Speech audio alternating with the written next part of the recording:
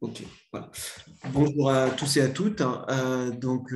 Aujourd'hui, nous sommes ici pour le webinaire sur la présentation de la formation du Mindful Eating en association avec le Mindfulness Formation. Donc, très brièvement, je vais vous présenter en date et ensuite, je vais vous donner, je vais laisser Marion, je vais donner la parole à Marion pour qu'elle puisse nous présenter un petit peu la formation, le Mindful Eating et ensuite, à la fin de cette présentation, je vous propose des questions et réponses par rapport à la formation et à la façon dont celle-ci va s'organiser. Donc voilà, donc en date, hein, c'est une association loi 1901 qui a vu le jour en 2008 hein, et qui a été créée par 5 femmes, notamment par un docteur, Brigitte Rémy, spécialisé dans les TCA, troubles du comportement alimentaire. Et donc nous, on a 3 champs. On a les TCA, obésité, diabète. Donc, en date travaille avec les hôpitaux d'APHP et avec différents types de partenaires où on n'accueille que des adultes pour des programmes d'ETP, d'éducation thérapeutique du patient. Ça, c'est notre cœur de métier. Ensuite, parallèlement, on fait de la recherche sur les prises en charge des TCA. On fait de la prévention sur les TCA et on fait des formations, d'où l'objet de ce webinaire. Et on fait des formations, deux grands types de formations. Des formations à destination des professionnels et tout type de professionnels, médicaux, paramédicaux, et puis des formations à destination des patients experts. On fait des formations en présentiel dans nos locaux à Paris et on fait des formations en distanciel. Et celle-ci, en l'occurrence, est en distanciel. Voilà la brève introduction sur la formation. Et donc maintenant, je vais vous laisser la parole, Marion. Merci, Manuel. Donc, aujourd'hui, j'ai la grande joie de pouvoir être là avec vous pour pouvoir introduire un petit peu la mindfulness, c'est-à-dire plutôt le côté mindful eating, manger en pleine conscience, dans l'accompagnement des prises en charge des personnes qui souffrent de TCA. Donc, ce que je vous ai proposé aujourd'hui, ça va être de venir un petit peu être plus familier avec tout ce thème, ce contexte, et de pouvoir peut-être faire une petite expérience directement en pratique pour pouvoir venir intégrer un petit peu tous ces concepts. Et bien sûr, je vous présenterai la formation qu'on va mettre en place à partir de septembre pour que vous puissiez avoir une idée claire de ce vers quoi nous allons tendre avec cette formation. Peut-être je peux dire un mot ou deux sur moi-même. Donc, je m'appelle Marion Frenette. Je suis infirmière de formation initiale. Il y a une vingtaine d'années, j'ai rencontré la méditation de pleine conscience qui m'a beaucoup aidée à une période où il y avait pas mal de vagues dans ma vie. Et puis, chemin faisant, quelques années plus tard, je me suis engagée dans une retraite de méditation fermée pendant 3 ans.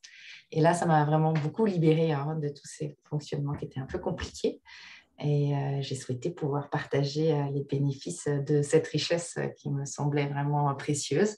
Et c'est pour ça que je me suis formée pour transmettre la pleine conscience auprès de diverses universités de médecine, Massachusetts, de Brown, mais aussi à la Sorbonne, pour transmettre les pratiques de pleine conscience, et en particulier dans le milieu du soin. Donc là, on est vraiment dans le cœur du sujet, à la fois pour les patients et pour les soignants. Et donc aujourd'hui, dans ce contexte d'accompagnement des personnes souffrant de TCA. Alors, je vais partager mon écran pour que... alors, il est là. Voilà, on va mettre ça en format diaporama. Voilà. Donc, le sujet qui nous rejoint aujourd'hui autour de l'introduction de la mindful eating et des TCA. Alors, vous avez sûrement remarqué que la mindfulness en général occupe beaucoup les rangs des librairies en ce moment, avec comme ici parfois des images de jeunes femmes blanches, extatiques, minces, avec une impression de grande... Oui, Alors, Manuel? moi, je ne vois pas le PowerPoint à l'écran. Je ne sais pas si Ah, c'est la même chose pardon. pour Myriam. Myriam, est-ce que vous voyez? Ah, Myriam, Non, votre... non, non, Ah, l'écran est tout noir. ah d'accord. Alors, il y J'allais a vous dû faire avoir... un petit message. Merci, c'est gentil. Je vais arrêter alors de... Voilà. En espérant que ça se relance bien. Je mets ça comme ça. Alors, et des fois, la technique a besoin de s'y reprendre. Alors, si je fais ça, est-ce que là, vous voyez quelque chose? Non, là, je vois, oui. Vous voyez? Bon, formidable. Donc, diaporama. Du coup, lui, il ne veut plus. Bon, j'ai fait une dernière petite tentative. Je vais le mettre directement en diaporama avant de le partager. Des fois, il faut savoir être subtil avec la machine, mais elle ne veut pas. Bon, eh bien, on va faire avec ce qui est possible.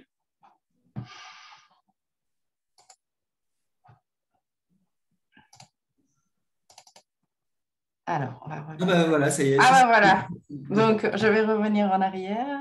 Comment je fais pour revenir en arrière, par contre? Alors, clic droit. Ah, voilà. Est-ce que vous voyez là? Très bien. Très bien. Donc, cette jeune femme, comme nous disions, c'est un petit peu la vision qu'on a de la pleine conscience, hein, en tout cas dans l'imagerie. Encore, celle-ci n'est pas en full lotus, en position de yoga improbable. Donc, c'est intéressant de voir qu'il y a quand même toute une image, mais que voilà, cette histoire de mode, ce n'est pas tout à fait vraiment le cœur, hein, de la pleine conscience, puisque la pleine conscience et le mindful eating prennent vraiment leur fondation dans plus de 2500 ans de pratiques contemplatives. Les premiers enseignements du Bouddha ont été avec une mandarine pour amener vraiment la présence dans l'expérience. Donc, on est vraiment dans des traditions très anciennes qui sont, même si aujourd'hui elles sont entièrement laïques, c'est important de savoir qu'elles sont basées sur des sagesses ancestrales avec des traditions méditatives bouddhistes qui sont leur fondation. Ensuite, aujourd'hui, on peut les partager d'une manière complètement laïque. Je crois que c'est intéressant de reprendre aussi le cours des choses pour nous donner aussi la perspective des ressources qu'on a quant à ces pratiques-là. Alors, comment on passe de la grotte, hein, à là, aujourd'hui, en date, une présentation pour les soignants? Eh bien, il y a quelques petites étapes qui nous ont aidés, en particulier dans la deuxième partie du XXe siècle avec l'invasion du Tibet, la guerre du Vietnam. Il y a beaucoup de grands maîtres de méditation qui ont été poussés à l'exil. On peut prendre par exemple l'exemple de Thich Nhat Hanh, qui a été un grand maître qui a créé un centre européen en Dordogne, dont la pratique de manger en pleine conscience est vraiment au cœur des transmissions qui sont faites. Et puis, un petit peu plus tard, une vingtaine d'années plus tard, on a le docteur Jon Kabat-Zinn à la fin des années 70, qui lui est professeur de biologie moléculaire, qui pratiquait déjà la méditation pour lui-même, qui voyait les bienfaits et qui a commencé à partager avec ses collègues et ses patients, et qui est vraiment à l'origine du programme MBSR, donc avec toute une équipe de médecins, le programme qui aujourd'hui est le plus largement pratiqué dans le monde entier et pour lequel on a une grande revue de recherche scientifique qui vraiment nous aide à comprendre pourquoi ça marche. On peut aussi parler du travail du docteur Jeanne Chosenbé, qui, elle, est une pédiatre spécialiste dans les traumas de l'enfance, et avec Charles Wilkins, qui, elle, était donc une instructrice senior du programme MBSR, dont on vient de parler tout de suite, ont créé un programme qu'on appelle Mindful Eating, Conscious Living, donc manger et vivre en pleine conscience, parce que Jeanne Chosenbé est aussi une abbesse d'un monastère zen en Oregon et que ça faisait 30 ans déjà qu'elle pratiquait l'alimentation en pleine conscience pour aider les personnes qui souffraient de leur lien. Donc, son travail nous amène aussi à ce que les choses puissent être possibles aujourd'hui. Puis j'avais quand même envie de citer le docteur Johnson Brewer, qui lui est psychiatre et neuroscientifique, qui est à l'origine du département de recherche sur la mindfulness, d'abord à l'Université de médecine du Massachusetts, puis de Brown, et qui a vraiment fait un très, très gros travail de recherche autour des addictions et de la pleine conscience. Et donc, qui a même créé des programmes, des applications qui ont montré leur efficacité dans l'arrêt du tabac, par exemple, mais aussi Eat Right Now, qui est un programme dédié au fait de manger en pleine conscience pour aider les personnes en difficulté. Donc, il a fait un gros travail parce qu'aujourd'hui, dans notre société occidentale, le fait qu'on ait de plus en plus de recherches sur le sujet, ça aide à introduire ces pratiques intégratives dans le mainstream, dans le courant principal de la médecine. En France, de notre côté, ça a été peut-être le docteur Christophe André, qui est très médiatisé, qui a été un des pionniers à introduire les programmes basés sur la pleine conscience en psychiatrie dès 2004.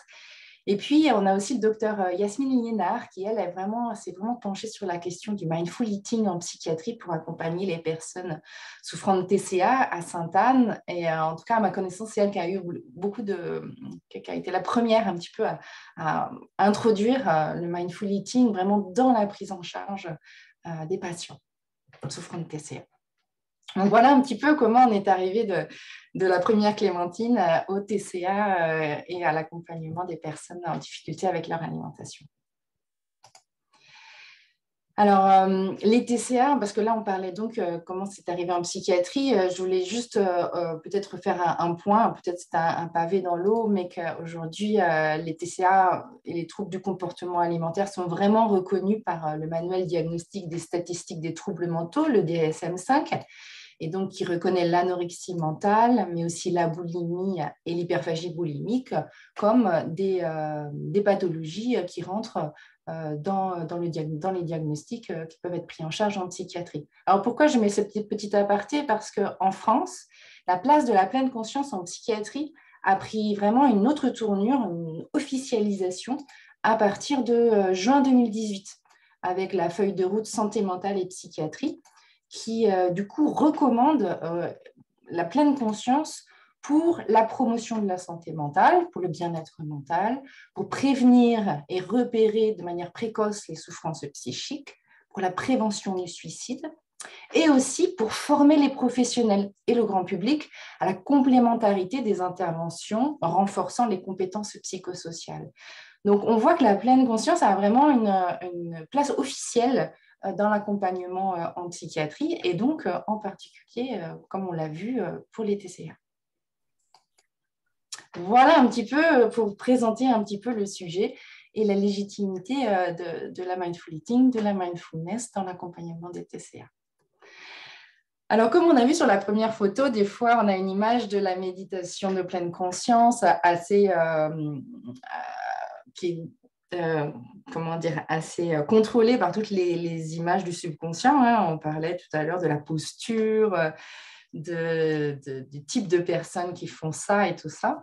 Et puis aussi, on est influencé par notre culture occidentale où méditer, jusqu'à il n'y a pas très longtemps, ça voulait dire réfléchir sur quelque chose. Vraiment la tradition des philosophes, en fait, se réfléchir sur le sens de la vie ou sur un problème. Or, nous, la pleine conscience et le mindful eating, on est vraiment beaucoup plus inspiré de l'approche orientale. Alors, la définition de Jon Kabat-Zinn, on va dire le père un peu du MBSR, c'est que la pleine conscience, c'est l'état mental qui est là lorsqu'on pose intentionnellement notre attention sur le moment présent. Donc, c'est cet entraînement à poser intentionnellement notre attention sur le moment présent. Donc, on pourrait reprendre quelques éléments en disant que c'est vraiment comme une régulation intentionnelle de l'attention. C'est une forme d'entraînement de l'esprit. Et cet entraînement de l'esprit, de l'attention, il va être basé sur l'instant présent, parce que l'instant présent, ce qui s'est passé avant, ça s'est déjà passé. On peut peut-être apprendre encore des choses de ça, mais on ne peut pas y revenir. Ce qui va se passer demain, il y a encore plein d'inconnus. Puis vous avez vu, ces dernières années, on a l'impression qu'on ne sait jamais ce qui va nous tomber sur le coin du nez la semaine prochaine. Donc, mais c'est en fait tout le temps comme ça. On ne sait pas ce qui va se passer. Donc, le seul moment qu'on a disponible pour pouvoir grandir, se libérer, guérir, faire évoluer les choses, c'est le moment présent. C'est pour ça qu'on s'entraîne à poser notre attention sur le moment présent. Et l'idée, ça va être d'accueillir ce qui se présente dans notre expérience, de s'entraîner à ça d'une manière non réactive. Donc, c'est petit à petit de pouvoir nous libérer de nos automatismes et avec une attitude non jugeante. Donc, quand on va appliquer cela à la sphère de notre alimentation, qu'est-ce que ça donne? Mais du coup, ça va nous permettre de réapprendre, et encore ce mot, je ne suis pas toujours très à l'aise avec, parce que finalement, ces compétences-là de présence consciente, non jugeante, sont dans le moment présent avec l'alimentation. Pour la très grande majorité d'entre nous, c'est des compétences qu'on avait déjà quand on était bébé ou jeune enfant. Donc, réapprendre, c'est simplement peut-être reconnecter ces compétences qui ont été parfois atténuées par plein d'autres choses, on y reviendra. Donc, c'est un entraînement de l'attention appliqué donc à la sphère de l'alimentation, qui nous entraîne à accueillir ce qui se présente dans l'espace des sensations, mais aussi des pensées et des émotions. Et ça va nous amener petit à petit à mieux apprivoiser nos automatismes pour petit à petit pouvoir s'en libérer, d'être un peu moins collé et dépendant de nos modes de fonctionnement habituels. Et pour pouvoir, l'idée, c'est de pouvoir répondre de manière adaptée aux situations plutôt que d'une manière de réagir automatiquement. Et tout ça avec, en tout cas, en cultivant une attitude de non-jugement. Donc, c'est vraiment l'application de la pleine conscience dans toute la sphère de l'alimentation. Donc, dans le rapport à l'alimentation, mais dans le rapport aussi au corps et à soi-même. On a vu, il y a les sensations, les pensées et les émotions. Donc, c'est toute la sphère de notre expérience. Alors, je me permets de faire un petit point sur ce que n'est pas l'alimentation en pleine conscience, parce qu'il y a beaucoup de publications, vous avez vu dans les librairies, bon, il y a des choses très bien, puis il y a des choses parfois qui véhiculent des messages un peu erronés. La première, c'est que en pratiquant la méditation de pleine conscience et en l'appliquant à notre alimentation, ça va nous permettre de pouvoir contrôler nos pensées, nos pulsions, nos compulsions. Alors, ce n'est pas du tout comme ça que ça va fonctionner. En fait, l'entraînement à la pleine conscience va nous permettre d'éviter que ce soit nos pensées qui nous contrôlent, plutôt que de contrôler nos pensées. Donc, c'est cultiver la liberté avec soi plutôt que du contrôle. Ça, c'est très important parce que ça va nous aider du coup à nous libérer aussi d'un aspect du contrôle cognitif. Donc, ce n'est pas du tout apprendre à contrôler ses pensées, c'est plutôt éviter que nos pensées nous contrôlent.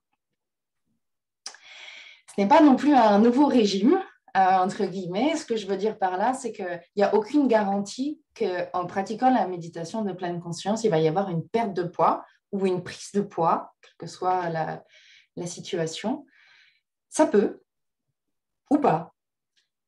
Ce qui est plus induit, en tout cas, ce qui en a plus de chances de perdre, c'est le mal-être, la souffrance, le côté de toutes les émotions douloureuses, de la honte, de la culpabilité, du désarroi, mais aussi du côté désespéré des choses, que ça va vraiment s'alléger. On peut perdre aussi les comportements qui nous amènent à vraiment à vivre ça avec beaucoup de difficultés. Donc ça, oui, ça, il y a quelque chose qui peut vraiment s'alléger. Et puis, on peut gagner vraiment aussi le plaisir simple de pouvoir manger pour soi, de pouvoir manger avec les autres, de retrouver une forme de fluidité, de plaisir et de joie en lien avec l'alimentation et en lien avec l'acte de manger, en lien aussi avec son corps et avec soi-même. Donc ça, oui, on peut gagner ça. Mais les kilos, il n'y a rien de garantie. Donc je pense qu'il faut vraiment dire ça dès le début pour éviter les objectifs erronés par rapport à ça. Ce qui est montré, c'est que plus ça va aller, plus il va y avoir une régulation de l'alimentation, plus en phase, qui répond davantage à la situation, et que du coup, il y a une régulation aussi du poids qui va aller dans cette direction. Mais on ne peut pas partir sur cet objectif dans une prise en charge. Et puis, ce n'est pas un coup de baguette magique non plus, dans le sens où on l'a vu dans la définition, c'est un entraînement. De la même manière qu'on a entraîné nos habitudes alimentaires ou nos habitudes de contrôle, nos habitudes, différents types d'habitudes depuis des années, eh bien, il n'y a rien de magique non plus. On va avoir besoin de s'entraîner à développer une autre relationnel, une autre manière de faire pour que petit à petit, les choses s'inscrivent dans la durée et dans la stabilité. Donc, ce n'est pas en 3 ateliers d'alimentation de pleine conscience que les choses magiquement vont se transformer profondément et durablement.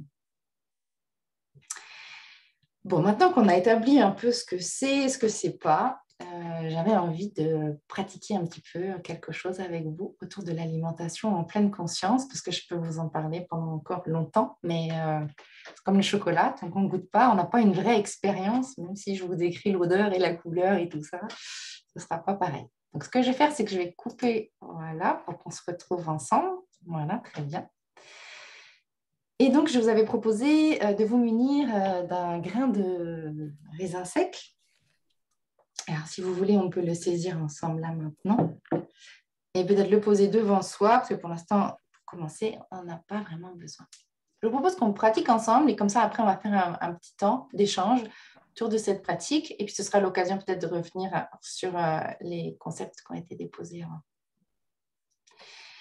Alors, pour ça, je vais vous inviter à faire appel à votre imagination. Imaginons qu'on est parti sur un bateau à voile pour traverser un océan long et interminable depuis des mois, comme c'était le cas il y a quelques siècles.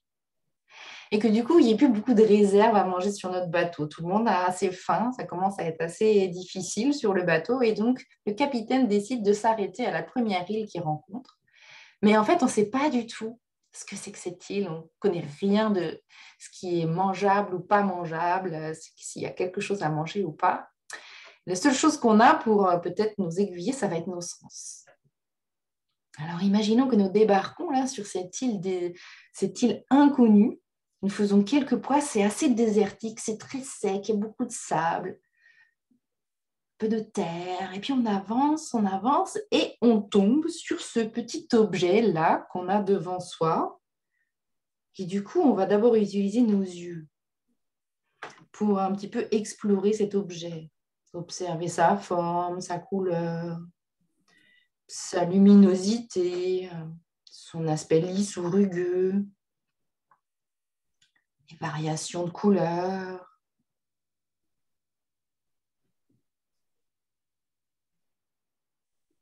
On peut peut-être même observer l'esprit qui se dit qu'est-ce que c'est que ce truc-là? Qu'est-ce que ça pourrait être? Essayons de se mettre dans la peau de ce personnage. Et puis maintenant, on pourrait se demander, en se basant simplement sur nos yeux,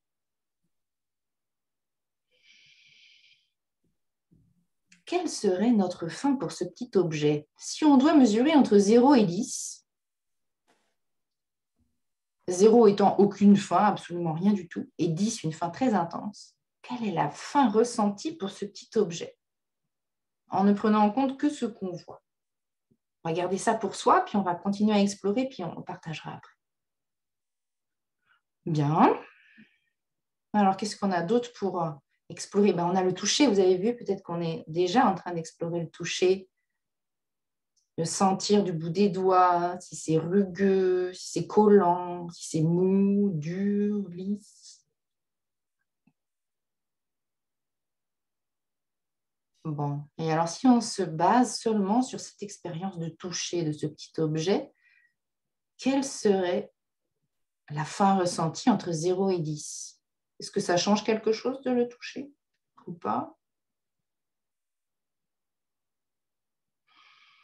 Bon, alors qu'est-ce qu'on a encore de disponible pour voir ça? Peut-être le nez, si on rapproche le petit objet d'une narine. Observant les sensations, observant peut-être les pensées qui sont associées.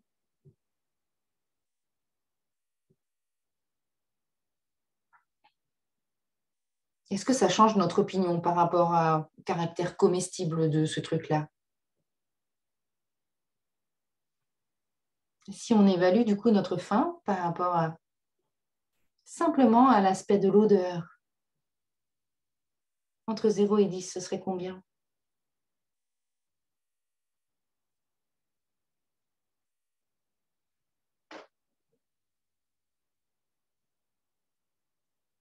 Bon, alors comme on est assez courageux, on va peut-être essayer de voir si la bouche pourrait nous donner des indices par rapport à l'exploration de ce petit objet, le rapprochant des lèvres, avec courage peut-être de l'introduire dans notre bouche, tout d'abord sans le croquer, juste pour explorer avec la cavité buccale, avec la langue, l'expérience, les textures, s'il y a du goût ou pas, et faire développer le petit objet dans différents espaces de notre cavité buccale. Qu'est-ce qu'on observe? Qu'est-ce qu'on ressent? Puis pour avoir un peu plus d'infos, ne sachant toujours pas trop ce qu'on va en faire, mais on peut peut-être croquer une première fois pour voir si on a d'autres informations. Et simplement laisser évoluer une expérience avec la langue, la bouche, déplacer après avoir croqué une seule fois. Et là, évaluons juste là maintenant, avant de recroquer une deuxième fois, sur l'échelle de 0 à 10, quelle serait notre fin? 0, pas du tout envie. 10, une envie très intense, de nouveau de mâcher, de recroquer. Quel point notre bouche a envie de refaire cette expérience? Et puis on peut mâcher doucement si on sent que ce serait plutôt comestible, sans avaler, juste de faire évoluer dans la cavité buccale. De mâcher jusqu'à ce qu'il ne reste presque plus rien, observant les changements de texture, de goût, dans les différents endroits de la langue.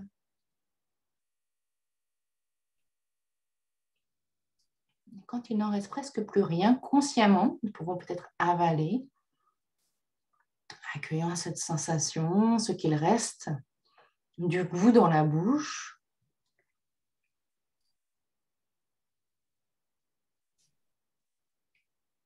Pendant combien de temps on peut détecter encore des saveurs dans la bouche après avoir avalé? Observant peut-être la langue qui fait son petit ménage.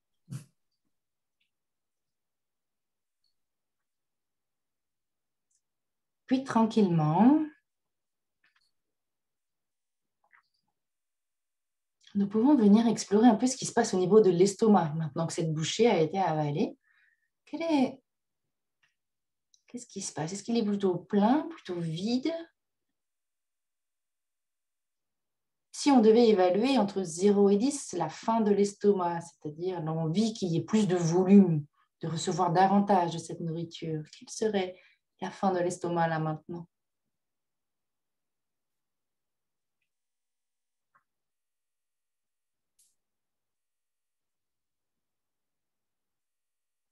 Et puis, ça fait déjà quelques minutes que nous avons commencé à explorer ce petit objet. Peut-être venons à explorer dans le corps. Est-ce que le corps aurait envie encore de cette nourriture, de ce qu'il apporte comme nutriments? Évaluons la fin du corps et des cellules. Est-ce que notre corps, il en aurait encore besoin, encore envie de ce petit aliment?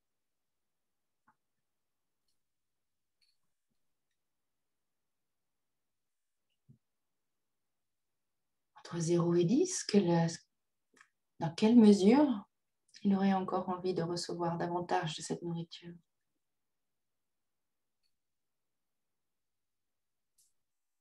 Bon, puis en fait, je pense que voilà, on est bien d'accord, c'est un grain de raisin. Notre esprit, lui, il est quand même assez clair avec ça. Peut-être qu'il a quelque chose à dire par rapport à ça. Est-ce qu'il a des remarques, des pensées, des choses qu'on devrait ou qu'on ne devrait pas faire, des critiques ou des informations par rapport à cette nourriture? Est-ce qu'il a quelque chose à dire?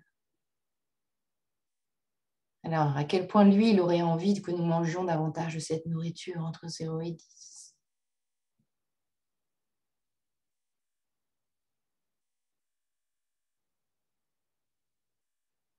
Et puis, pour terminer, est-ce que le cœur, lui, il aurait quelque chose à dire à propos de cet aliment? Est-ce que ça vient réveiller des souvenirs, des émotions en lien avec ces raisins? Est-ce que c'est plutôt quelque chose de réconfortant ou pas? Sur une échelle de 0 à 10, à quel point le cœur, il souhaiterait en avoir davantage?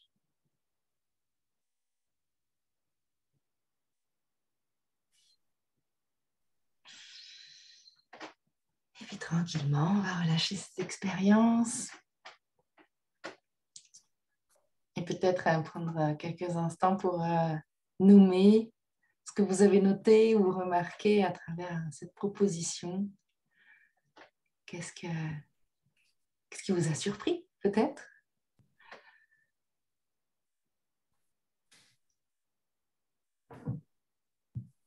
Je me lance du coup. Oui, merci Myriam. La première, c'est toujours la plus délicate. Puis après, ça va. Alors, moi, j'avais déjà fait cette expérience une première fois qui m'avait été extrêmement inconfortable. Ok. Notamment de la sensation du raisin en bouche. Voilà, j'avais découvert le raisin sous un autre jour et ça avait été très inconfortable. Et là, en fait, donc du coup, je partais peut-être pas neutre pour l'expérience, mais elle n'a pas du tout été de la même façon, enfin vécue de la même façon. Et finalement, j'ai pas quasi pas ressenti l'inconfort, si un petit peu en bouche, voilà. Mais ensuite, quand je l'ai croqué, enfin voilà, tout est monté à 10, 10, 10. J'avais envie. Donc voilà. Donc, ce que j'entends, c'est que tu es arrivé d'une expérience qui avait été relativement inconfortable. Donc, tu avais conscience de cet aspect-là. Et puis que tu t'es laissé guider. Ça, déjà, c'est très courageux de se laisser emporter dans une expérimentation concrète.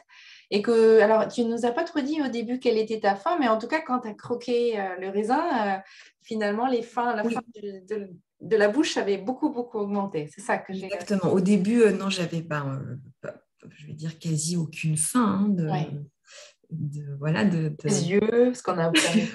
Ouais. C'était mou, c'était bon, voilà. Le raisin, il ne m'attirait pas trop. Ouais. Et puis peut-être aussi, effectivement, avec cette idée que quand il allait arriver en bouche, j'allais retrouver encore cet inconfort-là. Mais finalement, là où vous avez raison, je pense que dans la façon dont peut-être vous l'avez amené aussi, ça a sans doute son importance. Et ce qui m'a permis de me laisser aussi aller à l'expérience. Ouais. Et d'ailleurs, on guide cette expérience, cette pratique de manger en conscience n'est pas guidée de la même manière. Par exemple, si on fait un programme MBSR, donc un programme de réduction du stress global où on vient apporter un peu d'éléments de ça, ou par exemple dans le programme MECL où on dédie en fait tout le programme autour de l'alimentation, où c'est beaucoup plus proche de ce que je viens de faire ici. Si j'ai enlevé quelques passages parce qu'on n'avait pas énormément de temps, mais où justement on vient, et je crois que vous avez touché ça, on vient redécouvrir une expérience commune. Et ça, c'est vraiment un des points très, très importants parce que l'alimentation, c'est pour toute notre vie, on en a besoin tous les jours. Et comment ramener une expérience peut-être avec un esprit de débutant, un esprit plus ouvert, curieux, et qui peut du coup faire d'autres expériences que les expériences habituelles. Et c'est exactement ce que vous avez témoigné, je crois. Oui, c'est bien retranscrit, merci. Merci beaucoup Myriam pour ce partage autour de cette pratique du manger. Bonjour Sylvie, je vois que vous nous avez rejoints. N'hésitez pas à peut-être brancher votre caméra si vous avez envie. Peut-être je me permets de vous résumer. On a tout d'abord posé un peu le contexte de ce webinaire dans l'idée peut-être de partager donc une formation ensemble. Et puis, j'ai rappelé les grands points de ce qui amène à la pleine conscience aujourd'hui à venir soutenir la prise en charge des personnes qui souffrent de TCA et dans tout le... Bonjour, bienvenue. Je voulais être discrète parce que je pensais qu'il y avait du monde, mais comme... On n'est pas beaucoup, alors je peux me permettre de vous accueillir.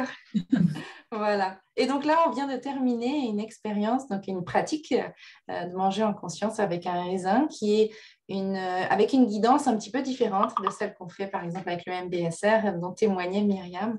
Donc voilà, ça permettait de revisiter encore cet acte de manger d'une manière qui amène à la curiosité, à découvrir des nouvelles choses, même avec quelque chose de très commun. Merci d'être là. Alors, est-ce qu'il y avait autre chose que vous avez découvert, Manuel ou Myriam, avec cette pratique proposée? Est-ce qu'il y a des éléments qui vous ont surpris ou qui vous avez remarqué dans cette exploration? Moi, je dirais vraiment le goût de ce petit raisin tout petit, qui en fait dégage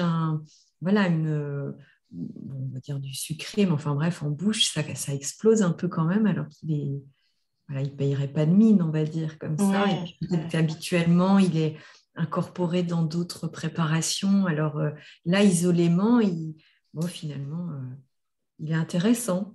Il est intéressant. Quelque chose qui pourrait, j'entends à demi-mot, ne pas trop l'être habituellement, prendre une dimension nouvelle. Et c'est un peu tout le principe de l'alimentation en pleine conscience, c'est de partir déjà de ce qui fonctionne, de ce qui est là pour les personnes et peut-être de voir comment on peut redécouvrir juste selon la manière dont on va porter notre attention, la manière dont on va faire l'expérience, que ça peut vraiment nous ouvrir des portes immenses dans notre quotidien avec déjà ce qu'on est là maintenant. Et toute cette attitude de non-jugement, elle est vraiment le berceau, le cœur de cet accompagnement. C'est-à-dire que la personne,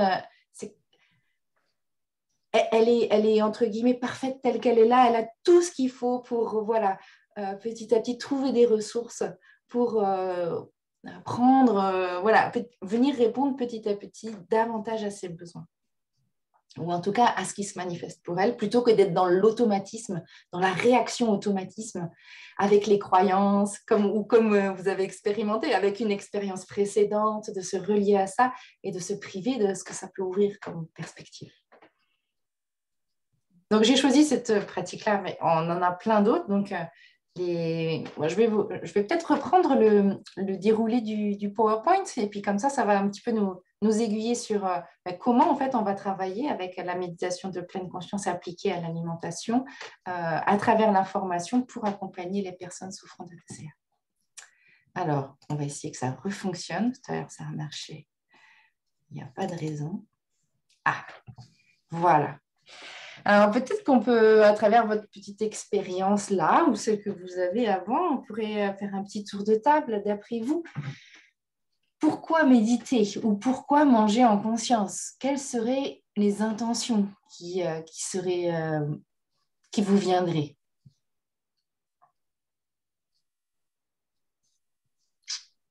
Vous n'êtes pas nombreux, alors je vais avoir besoin de vous solliciter pour partager. D'après vous, pourquoi manger en conscience peut être bénéfique ou méditer?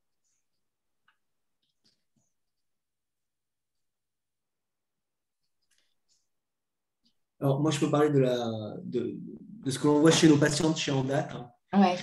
qui la plupart sont très déconnectés de leur corps. Ouais. Et qu'effectivement, il y a beaucoup, et donc il y a une façon de s'alimenter qui ne correspond pas aux besoins de la personne, et qu'il y a vraiment une déconnexion. Alors, ça, c'est la première chose. La deuxième, c'est vraiment de les reconnecter à leur corps. Et puis la troisième, c'est que pour la plupart des patientes que l'on reçoit chez Andate, il y en a beaucoup qui ont des psychotraumatismes avec des EET et des mémoires traumatiques, voire amnésiques.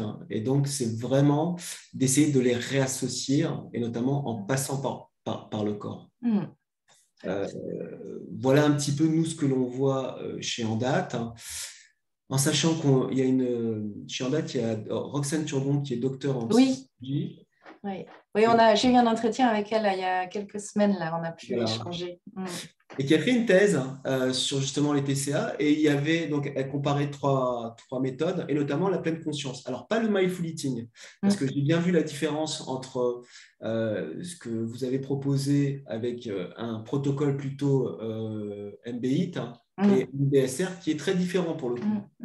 Et donc, je me dis que ça, c'est vraiment intéressant pour les praticiens d'aider leurs patients à les reconnecter à leur corps et à comprendre leur comportement alimentaire et à mieux s'écouter et éviter ce que l'on voit, grignotage, compulsion, crise, voilà. Tout à fait. Donc là, on parle vraiment des habitudes, en fait, des conditionnements et de pouvoir s'en libérer, de pouvoir se libérer de conditionnements autour de nos habitudes alimentaires et de nos croyances. Et donc peut-être, je crois que c'est à peu près comme ça que, voilà, de comprendre nos schémas automatiques et limitants, de voir comment ils nous limitent dans notre potentiel de bonheur, entre guillemets, notre potentiel juste de joie et de tranquillité et de sérénité, et de pouvoir se libérer de ce qui nous enferme. Donc, on a parlé aussi de redécouvrir le plaisir de manger, parce que souvent, c'est aussi quelque chose qui est très compliqué, où l'alimentation finit par où le plaisir n'est vraiment plus du tout la première motivation pour manger. Or, dans notre quotidien, c'est quelque chose qui est beaucoup en lien quand même avec les temps à table. Ça devient quand même très compliqué quand il n'y a plus du tout de plaisir. Donc, quelque chose qui peut aider. Là, c'est juste des pistes, hein. Donc, sortir des extrêmes, donc ça, c'est vraiment aussi dans ces pratiques-là, c'est trouver que chacun trouve sa voie du milieu, entre guillemets, sa voie qui va lui convenir à lui. Mais on a vu les extrêmes ou les régimes, hein, on sait tous, hein, voilà, ça n'a pas de bénéfices sur du long terme, ça peut être même assez dangereux. Et donc, de sortir de ces logiques-là d'extrême. De retrouver donc une relation plus sereine avec l'alimentation, avec son corps et avec soi-même. Et je crois que Manuel, c'était exactement ça que vous avez exprimé tout à l'heure dans ce lien, hein, avec le corps qui est très déconnecté, avec la tête et les émotions qui sont aussi souvent malmenées, et de trouver quelque chose de beaucoup plus, une entité en fait, hein, de se sentir plus plein, plus incarné dans son corps et dans sa vie. Et ça, vraiment, la pratique amène à ça. En tant que soignant, je trouve ça aussi très intéressant de venir pratiquer pour soi, parce que c'est aussi la manière qui va nous permettre aussi de pouvoir prendre soin des autres. Et comme on l'a fait à travers cet exercice, tout ce que vous découvrez à travers les pratiques, c'est ça qui va aussi vous aider à guider et à prendre soin des autres. Donc, c'est un aspect intéressant. Et puis, d'incarner notre sens du soin aussi, de peut-être trouver un chemin qui convient et qui fasse sens pour chacun. Bon, voilà, c'est quelques pistes, hein, mais tout ce qui vous amène à avoir envie de pratiquer la méditation ou mindful eating sont les bienvenus. Alors, si je peux me permettre, juste, puisque il va y avoir un replay sur les régimes. Là, on est avant l'été. Aujourd'hui, toutes les études montrent que faire des régimes va avoir un effet délétère pour la personne. On voit des personnes qui ont, à 18 ans, commencé un petit régime et ils sont rentrés dans une boucle infernale. Et que tous les régimes, quels qu'ils soient, protéinés, Weight Watchers, voilà, ne vont donner que des catastrophes. Et nous, on voit ça tous les jours. Et ça, c'est vraiment un message à faire passer. Parce que nous, on fait des préventions aussi. Mesdames, ne faites pas de régime parce que vous êtes en train de mettre en danger votre santé. Et puis, du coup, en fait, les régimes, ils viennent nous couper, en fait, des mécanismes de régulation qui sont naturels. Et ça, c'est vraiment dommage parce que, du coup, on se prive de ressources qui sont vraiment très, très précieuses. Et donc, manger en pleine conscience, ça va vraiment nous aider à nourrir, à faire réactiver, en fait, tous ces mécanismes de régulation et de satisfaction qui sont là naturellement. Quand on est en général enfant ou bébé, on sait s'arrêter à la cuillère près quand on n'a plus faim, ou on sait quand on a faim, ou on sait de quoi on a besoin. Et donc, pour moi, c'est un message important de dire qu'en fait, on a tous les ressources en nous. Et on a juste besoin de un petit peu venir, que quelqu'un nous aide à les réactiver, à les renourrir, à les remettre au premier plan pour qu'elles puissent être la base de notre prendre soin de nous avec l'alimentation, plutôt qu'un contrôle cognitif qui va nous couper d'une grande partie de notre expérience, de notre vie en fait. Alors du coup, rentrons un peu dans le sujet, si vous voulez bien, de cette formation Mindful Eating et TCA, donc qui va être proposée à partir de septembre. Donc l'idée de cette formation, c'est de vous offrir un chemin suffisamment expérientiel, suffisamment nourri de la pratique pour que cela puisse vous soutenir dans votre posture de soignant, si vous avez le souhait de pouvoir partager des pratiques de Mindful Eating avec les patientes.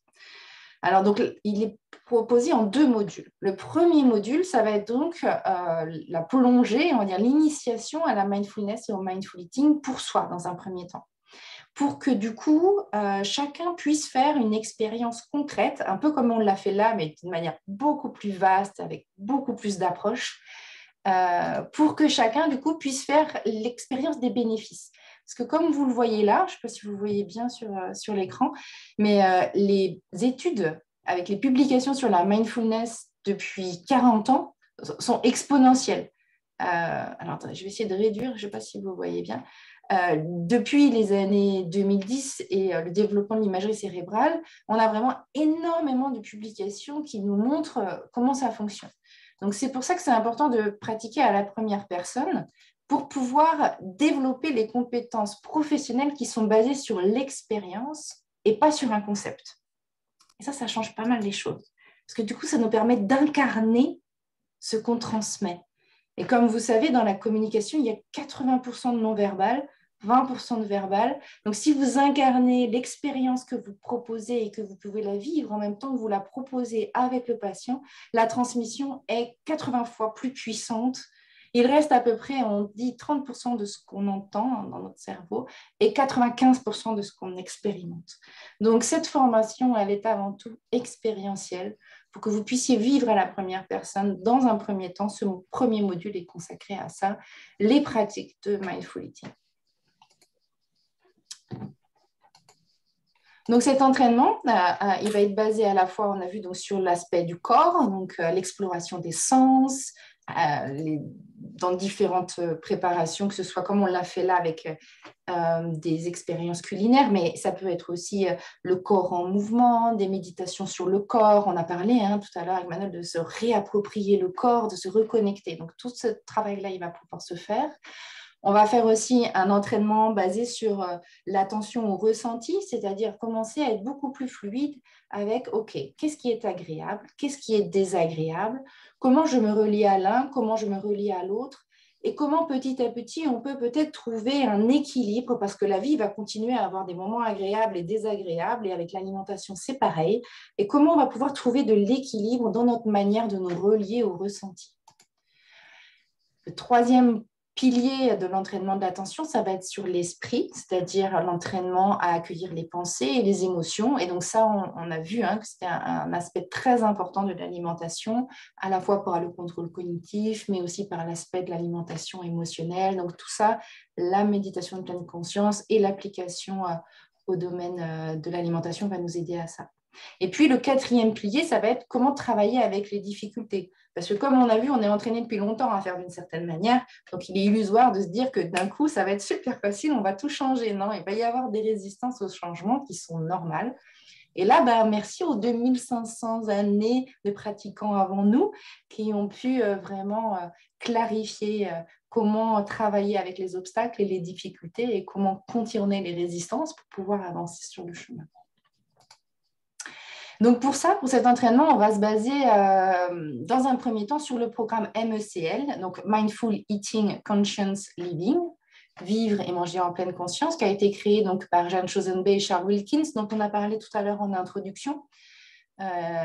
Et du coup, ça va nous permettre d'aborder différents points comme pourquoi et comment appliquer la pleine conscience à l'alimentation, l'aspect de ralentir en conscience, quels sont les effets expérimentés, quelles pratiques on peut faire pour cela. On va explorer la faim, la notion de remplissage, de rassasiement, de satisfaction, de mettre un petit peu de clarté dans tout ça, mais aussi de venir redécouvrir petit à petit la faim. On va venir aussi explorer toute la notion du conditionnement autour de l'alimentation dans nos propres cheminements. En tant que soignants, nous aussi, on a certains conditionnements. On va venir aussi un petit peu apprivoiser, de faire le point, la relation entre la nourriture, la conscience du corps, les émotions. Comment tout ça, en fait, ça se relie dans notre expérience. Et puis, on abordera un point essentiel qui est l'envie irrépressible de manger, qu'on appelle aussi parfois alimentation émotionnelle. Bon, on clarifiera aussi tous ces termes et ces approches, avec un point essentiel sur composer avec la faim du cœur. On n'en a pas tout à l'heure, on n'a pas été très loin dans l'exploration de cette pratique, mais cette faim du cœur, ce besoin de réconfort, d'amour, et il est quand même... c'est un aspect vraiment important de la manière dont on se relie à l'alimentation, donc on fera un point là-dessus. On pourra bénéficier dans nos 6 premiers jours consacrés à ce premier module d'une journée de retraite avec donc une pratique un peu plus importante. Vous serez guidés tout au long de la journée pour faire une expérience un petit peu plus approfondie des pratiques. Et il vous sera proposé entre ces 6 jours, donc ce sera sur 6 samedis à l'automne, un entraînement hebdomadaire basé sur les pratiques de mindful eating pour venir explorer l'effet de cet entraînement sur notre relation à la nourriture au quotidien, à nous-mêmes et aux autres. Parce que, bien oui, vous êtes votre premier outil de travail. Ça, c'est indéniable. Et donc, plus on expérimente par soi-même, plus on va élargir du coup le champ des compétences, le champ de nos connaissances. Il y a plusieurs manières d'apprendre et il n'y a pas que la manière cognitive, mais aussi l'expérimentation nous permet d'apprendre. Ça va nous permettre d'approfondir la conscience de nos propres conditionnements, parce que dans tous les endroits où notre relation à la nourriture, à notre corps ou à nous-mêmes est un peu floue ou est un peu troublée, eh bien, il paraît naturel que c'est des endroits où ça ne va pas être forcément très fluide de pouvoir accompagner l'autre. Et donc, du coup, ça va de prendre soin de soi, de tous ces endroits-là avec la pratique. Ça va nous permettre, du coup, d'amener une relation de soins avec beaucoup plus de clarté pour accompagner l'autre. Et puis, comme on a vu, il va y avoir des obstacles sur le chemin, des résistances au changement. Et donc, de pouvoir vivre cela à la première personne, donc comment moi je vais faire pour peut-être explorer ce qui est proposé, eh bien, ça nous permet du coup de développer des ressources aussi pour quand ça va se passer avec nos patients. Et de vivre ça à la première personne, ça va vraiment nous permettre de renforcer cette posture d'une relation de soins vraiment dans une forme d'humanité partagée, ce qui est très aidant dans l'adhésion aux soins. Une posture qui va nous permettre de pouvoir partager à un niveau presque semblable, dans le sens un partage juste d'humain à humain avec votre expérience de la pratique dans la relation de soins. Et donc, l'intention globale de ce premier module, ça va être de prendre soin de soi, donc de pouvoir pratiquer à la première personne pour pouvoir prendre soin des autres. Voilà, là, je vois le temps qui tourne, alors je vais essayer de juste clôturer là, avec ce deuxième module, parce que c'est très intéressant. Donc, on aura aussi 6 jours pour ce deuxième module d'approfondissement qui sera en 2023. Qui va nous permettre, vous voyez, comme cette image en haut, bon, je n'ai pas trouvé avec des soignants, mais ce n'est pas toujours facile d'être avec le soignant quand on est dans le soin, d'être en vacances quand on est en vacances, et ainsi de suite. Et donc, la pleine conscience va aussi nous aider dans en tant que soignant, de comment la pleine conscience va nous aider pour notre vie de soignant, pour équilibrer la vie pro et perso, pour cultiver l'ancrage, la présence, l'attention, enrichir notre intelligence relationnelle. On fera aussi les distinctions entre la fatigue empathique qui nous amène parfois un petit peu vers des affects un peu douloureux et le retrait dans la relation, et la compassion, comment cultiver l'un et prévenir l'autre. Et donc, voilà, tout ça dans une idée qui va amener plus de sens et de satisfaction dans sa pratique de soignant. Et enfin, de pouvoir venir partager ça avec les patients. Et donc, on aura l'espace de pouvoir vraiment clarifier le champ d'application, les contre-indications parce qu'il en existe, de voir un petit peu faire l'état des lieux des programmes et des recherches sur le sujet.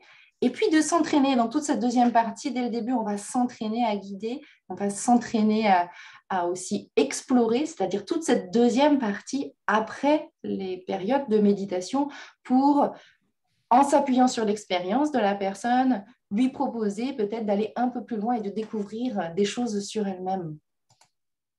Et donc, petit à petit, de co-créer des ateliers thérapeutiques basés sur le mindful eating.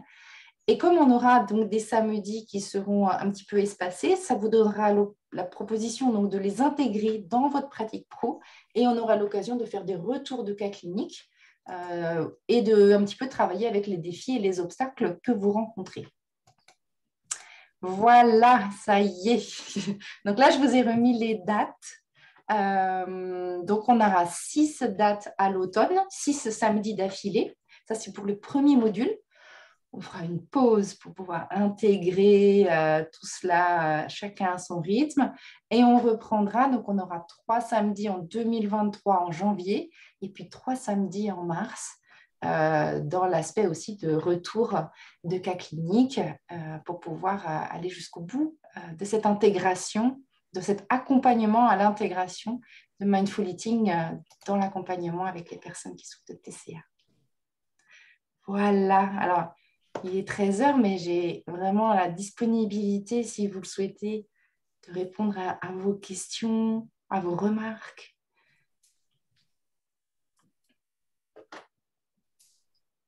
J'étais un petit peu vite sur la fin, je suis désolée, c'était un peu rapide. J'espère que vous avez pu un petit peu comprendre et suivre l'intention de cette formation.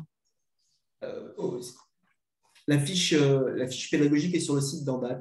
Donc, vous pouvez aller sur l'onglet formation et aller aussi sur la page d'accueil dans l'actualité. Vous pouvez cliquer sur la fiche et vous avez le déroulé pédagogique.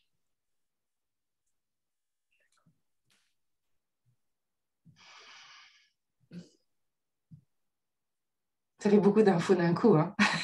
Des fois, ça prend un petit peu de temps pour que ça s'imprime. Non, ça semble complet, jusqu'à l'inclusion dans les pratiques professionnelles et avoir toujours l'accompagnement à ce moment-là. Je trouve ça plutôt intéressant. Oui, c'est ce qu'on a essayé de construire avec Manuel, quelque chose qui part d'où vous êtes en arrivant et qui vous permet vraiment de vous sentir en sécurité pour pouvoir cheminer sur ce chemin-là. Et du coup aussi de sentir tout le cadre qui vous accompagne pour cela. C'est exactement ça qu'on a construit. Alors pourquoi on a construit cette formation? Puisqu'effectivement, Roxane Turgon, docteur Roxane Turgon, a fait une recherche pendant 5 ans et elle a comparé 3 méthodes. Elle a comparé une méthode de TCC avec un programme qui venait des États-Unis. Elle a comparé une méthode avec le MBSR, puisque elle-même est instructrice en MBSR, et elle a comparé avec un programme sur l'approche centrée sur la personne de Carl Rogers. Et il y a quelques années, on avait proposé avec Duncan Benveniste une formation de Mindful Eating. Donc, on a eu un retour d'expérience. Et ce que moi, je souhaitais que l'on propose, et je trouvais que Marion était vraiment dans la même dynamique, c'est de former des personnes et au sorti de cette formation, ils puissent directement appliquer. Et que ce ne soit pas comme à la fac du cours magistro-centré, puisque chez Andat, on n'est pas du tout dans cette pédagogie, on est dans la pédagogie qu'on appelle co-constructive et participative, et on passe par l'expérience. Et qu'effectivement, rien de mieux que passer par l'expérience. Et c'est pour ça que ça a été construit en 2 modules. Et que Marion nous a proposé ça, c'est d'abord d'expérimenter sur soi, et ensuite d'acquérir les outils pour aider ces patients. Et ça a vraiment été cette démarche. Les personnes, à la fin de cette formation, sont en capacité d'accompagner avec cet outil-là. Donc, ça va venir toucher à plusieurs choses, parce que pour le coup, l'expérientiel vient toucher au savoir, certes, mais surtout à soi, au savoir-être et au savoir-faire. Et donc, toutes les formations qu'on fait chez Andat sont bousculantes parce qu'elles vont venir réinterroger soi, puisque effectivement, quand on fait de l'accompagnement, nous sommes notre outil. Et donc, comment je prends soin de cet outil et comment j'accompagne l'autre avec qui je suis. Donc, si vous attendez à une formation très universitaire, c'est pas qu'il faut aller à l'université. Nous, ce n'est pas du tout notre vision. Notre vision, c'est de former des professionnels pour qu'ils puissent accompagner concrètement avec des outils, un savoir-faire et un savoir-être.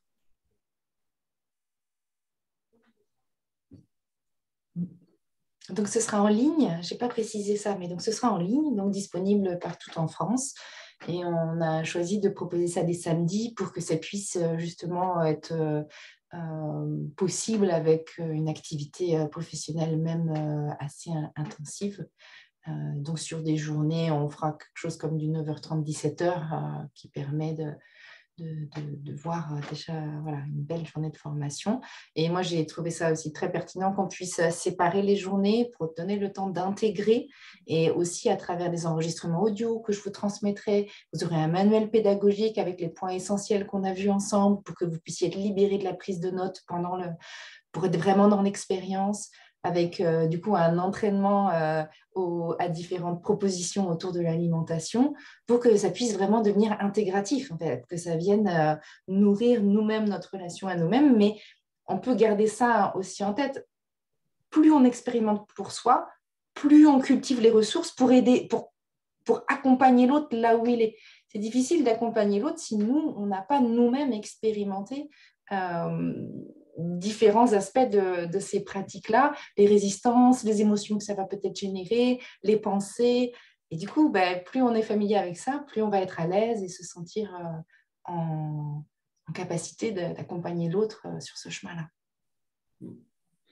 Et effectivement, on a privilégié le visio plutôt que le présentiel parce que faire venir des personnes, parce qu'il va y avoir des personnes de toute la France, puisqu'on fait des formations en visio et d'autres formations en présentiel, et on s'aperçoit qu'on a des gens de toute la France. Alors, quand on fait des formations sur 2-3 jours, c'est bien, mais quand on fait des formations sur un samedi, déplacer des gens de toute la France sur un samedi, c'est beaucoup, beaucoup plus compliqué. Et puis, j'ai reçu une formation complémentaire aussi de l'Université de médecine de Brown et c'est vraiment faisable de manière tout à fait adaptée, même de faire des expérimentations parce qu'on fera ça ensemble. Je vous mettrai un petit mail à l'avance avec ce que vous devrez préparer. Parfois, voilà, un fruit coupé, parfois quelques chips, parfois quelques trucs à l'avance. Et on fera les expérimentations ensemble. Je vous guiderai comme on l'a fait là aujourd'hui. C'était aussi pour ça que, pour un petit peu dédramatiser l'aspect de comment on fait du coup pour expérimenter en vrai, et ben on fera ça en ligne et ça fonctionne très bien. Voilà, ça demande juste un petit peu d'organisation et de planification, mais ça fonctionne très bien et on peut ainsi vraiment rentrer dans le vif du sujet et des pratiques. Alors, est-ce que vous avez des questions avant qu'on puisse conclure ce webinaire? Non, pas de questions. Sylvie? Non, pas de questions pour moi. Pas de questions. Alors, d'ordre pratique, si vous avez des questions pédagogiques, vous pouvez les poser à Marion. Et pour tout ce qui est administratif et inscription, vous pouvez me contacter. Voilà. D'accord. Marion, le mot de la fin?